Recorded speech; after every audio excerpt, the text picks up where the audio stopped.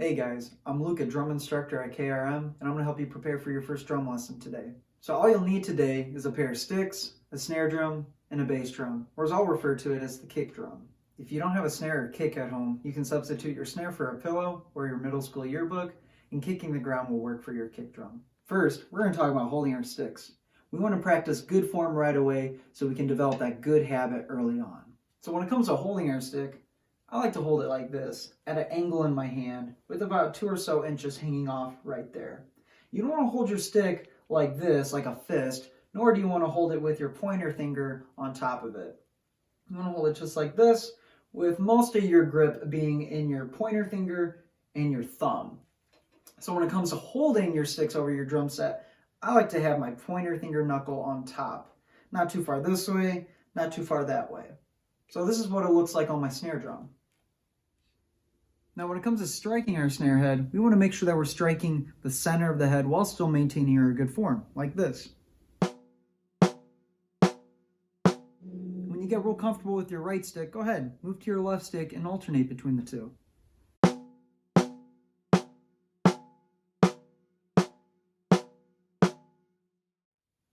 Once you feel comfortable doing that, now we're good to move on to the kick drum. So as you can see here, I have my kick pedal and a shoe. So when you first look at this kick pedal, what do you notice right away? What I notice right away is that this right here, it's kind of in the shape of a foot, right? So it would only make sense to take our foot and to match that. Well, that's not wrong, but we're gonna do something a little different. So what you'll want to do first is, rather than resting your heel here, you'll want to hover it and move the front part of your foot from the top down a little more toward the middle of it. So why I and many other drummers do that is because it allows us to play more accurately and it allows us to play more complicated rhythms and beats. So let's go check that out on my kit.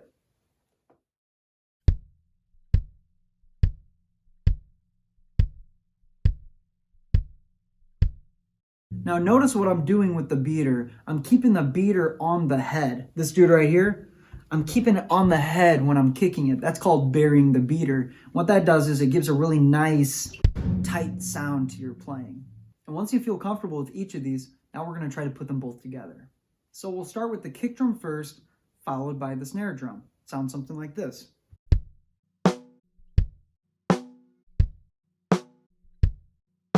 Don't be afraid to alternate your sticks with your snare drum too. Something like this.